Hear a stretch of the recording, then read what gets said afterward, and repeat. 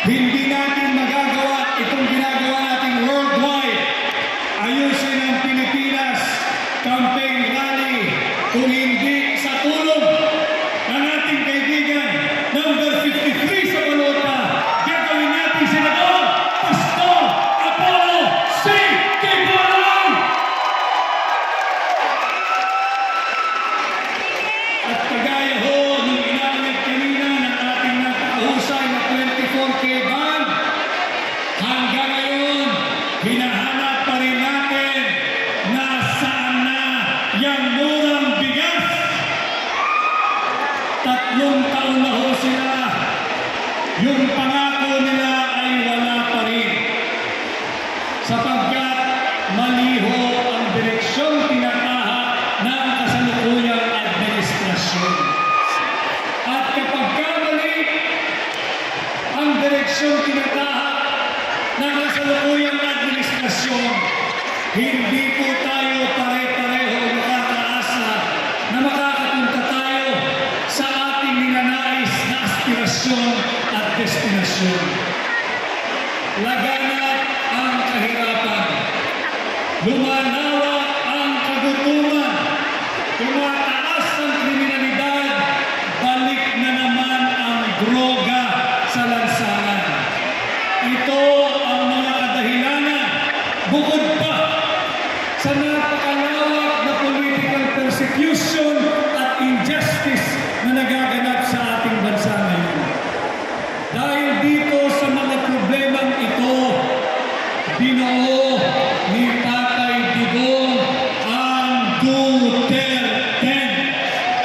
Kanya po, ilang araw mula ngayon ay matatapos na ang ating kampanya. Ilang araw mula ngayon ay tutungo na po tayo sa ating mga polling center, sa ating mga polling precinct. Huwag po natin kalilimutan ang tagubilin ni Tatay Digong, vote straight Duterte. Nakita natin lahat, nasaksihan natin ang pagmamalabis ng kasalukuyang administrasyon, kung paano nila sinalauna ang ating salig na batas, kung paano nila hinawakan ang karapatang pantao ni Tatay Digong. Siya'y kinalagkad, hindi siya sang-ayon labag sa kanyang kagustuhan, subalit ang ginawa nila sa kanya ay hindi natin maaaring kalimutan. Huwag ninyong kalilimutan kung paano trinato si Tatay Digong. Siya ay ginawang mistulang handog, mistulang alay, at ipinagkanulo sa kamay ng naglalaway na banyaga dyan sa ICC. Hindi natatapos dyan. Nanganganib din ang posisyon ng pangalawang Pangulo dahil sa huwad na impeachment complaint laban sa ating pangalawang Pangulo. Kinakailangan natin ng tulong ninyo. Mga kababayan, kinakailangan natin ng sapat na bilang, kinakailangan natin ng sapat na numero, kinakailangan natin ng sapat na dami sa Senado. Kanya pakiusap ko sana, tulungan ninyo, vote straight Duterte on May 12, 2025.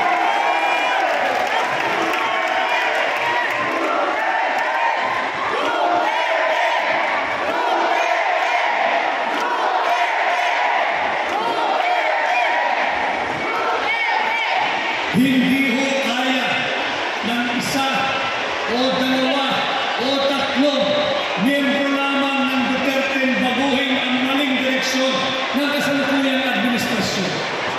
Hindi ko kakayanin ng isa o dalawa o 3 miyembro lamang ng Duterte labanan ang pagmamalabis ng kasalukuyang administrasyon. Hindi ko kakayanin ng isa o dalawa o 3 lamang ng miyembro ng Duterte ipagtanggol si Vice President Inday Sara Duterte dito sa huwad na impeachment complaint na kanyang hinaharap. Kinakailangan po, ulitin ko, kinakailangan po natin ang sapat na bilang, sapat na dami, sapat na numero sa Senado. Kaya tulungan po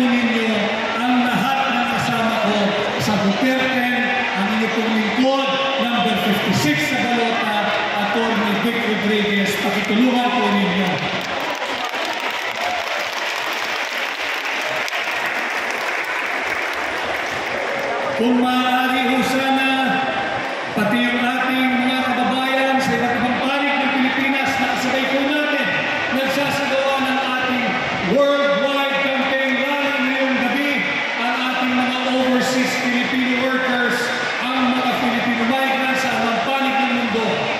Sana ho ay mapahiram ninyo ang inyong lingkod na may numero 56 sa balota at Torme Vic Rodriguez ng inyong tiwala, ng inyong sagradong mandato, ng inyong boto at ihatid sa Senado ngayong May 12, 2025. Binuo ho ni Tatay Digong ang Duterte sapagkat nahaharap sa krisis ang ating ekonomiya.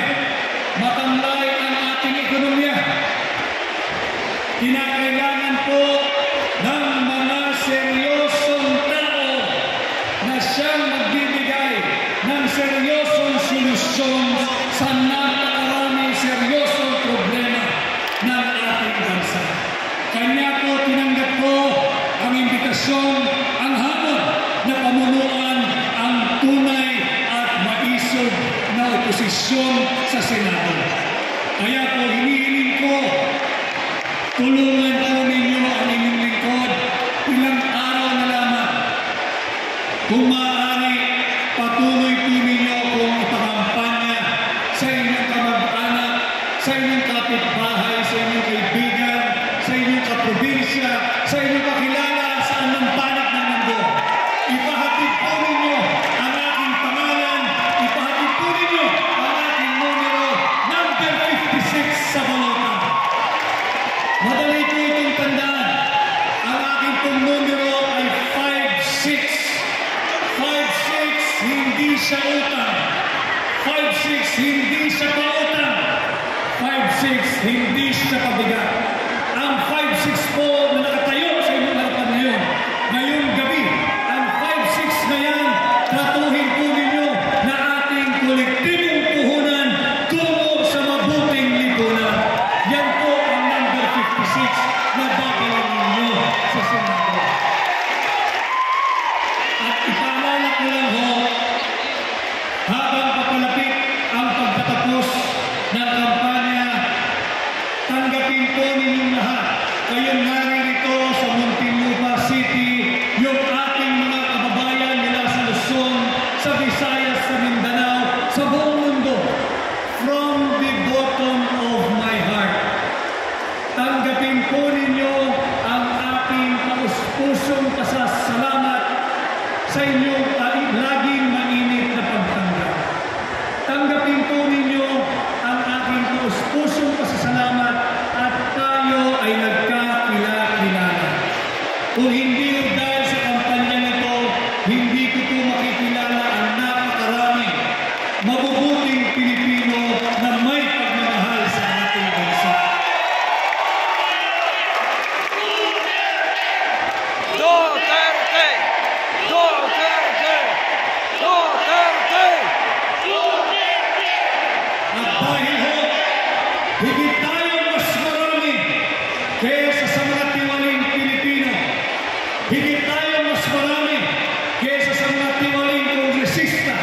Higit tayong mas marami kaysa sa mga tiwaling mga politiko.